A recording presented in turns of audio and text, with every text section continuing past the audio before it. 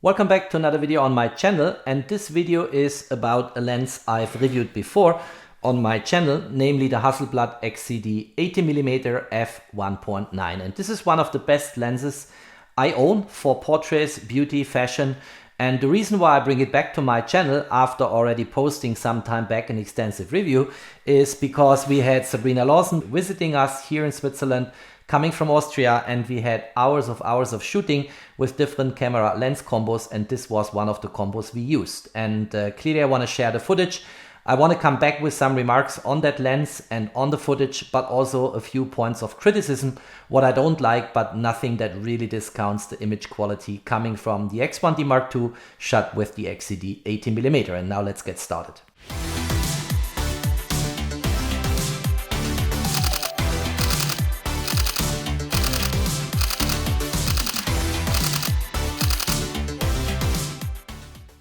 The Hasselblad X system is a medium format sensor system, and that means in order to get from 80mm on this XCD lens to a full frame equivalent, we have to apply a crop factor of 0.79, which on a calculatory basis takes us to about 63mm full frame equivalent focal length, give or take. Actually, if you would compare this with the Fuji GFX system, there is also an 80mm lens which I reviewed some time back and is as fantastic in terms of image quality as this lens here.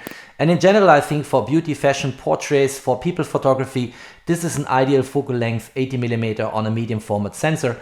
And clearly I should also add, this is a cropped medium format sensor, not the large one you typically have in a Phase 1 system or in the more expensive Hasselblad systems. Some time back I posted a longer video with a long wish list of things I would like to see being improved on the Hasselblad X system, maybe in the next generation. In this particular video, and when it comes to fashion, beauty and people, there is one obstacle which makes it really hard to get good shots with that camera lens combo, and I will come back to that after we looked into the sample images from that shooting on that day with Sabrina Lawson.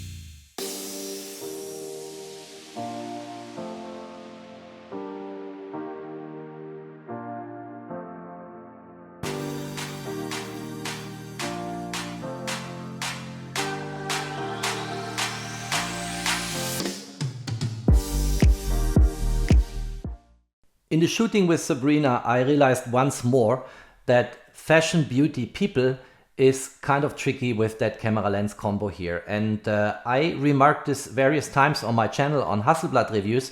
The autofocus system is super slow, so it's not as quick as what you would get on a Fuji GFX medium format setup, but it is working. It's a very reliable autofocus. So if you point somewhere and you basically focus, when the focus has been found, it sits where it's supposed to sit. And I think that's quite good. Although it's slow, I appreciate that. In many situations, if I go for landscape or architecture, I go for manual focus anyway because I want to have full control. Besides the fact that the Hasselblad X system has a very reliable but also a very slow autofocus system, there is one thing I miss even more, and that's focus tracking. And if we look into the camera menu for a moment, so here let's go into drive mode. You can actually switch from single shooting to continuous shooting, and then you take consecutive shots as long as you press and hold the shutter button, but that doesn't help you with any kind of focus tracking. And if you think about a fashion and beauty shooting where your model is, for instance, moving a bit or posing, moving the head forth and back, you lose focus very quickly if you, for instance, want to have it on the face and in particular on the eye. And the way you can work with it is using the LCD screen as a trackpad to actually place your focus point where you want it to sit, but that doesn't help if the model moves and we don't have any continuous autofocus on that camera. In order to quickly see how to use the touch screen here as a trackpad, let's go into live view. Let's bring the autofocus fields here. So all in we have three sizes here. We have large, medium and small. and we have in horizontal direction 13, in vertical direction 9, makes altogether 117 autofocus points. And I typically go for fashion and beauty for the medium size. And then if I have my right hand side eye on the electronic viewfinder, I can basically use my thumb or my other thumb here and place the autofocus field, for instance, on the head or the eye of the model.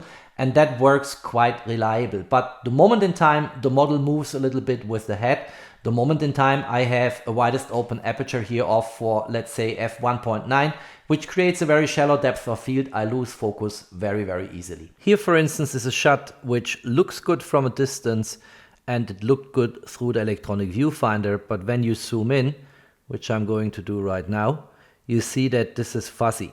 So the focus was not exactly sitting, and that happens from time to time. So I had a few missed shots in that photo shooting with Sabrina.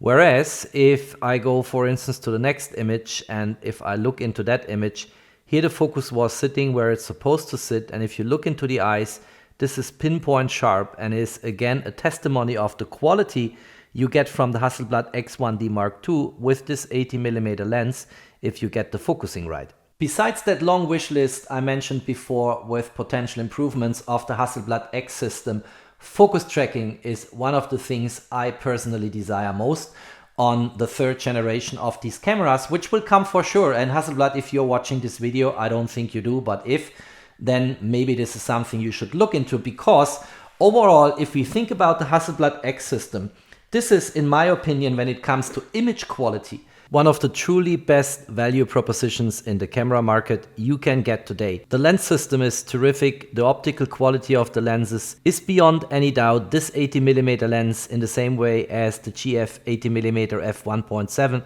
are some of the best lenses you can get in the market.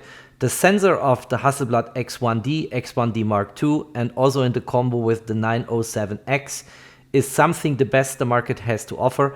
On DxOMark, this is still ranking as the #1 sensor worldwide as of today. And if in addition we would get a reasonably performing autofocus system and some other of these improvements I mentioned in that video back then, a revised Hasselblad X1D Mark III clearly would score top notch. If you liked that video, don't forget to drop me a thumbs up. Stay tuned on my channel, there's always more to come. Thanks for watching, stay safe and healthy, and of course, peace out.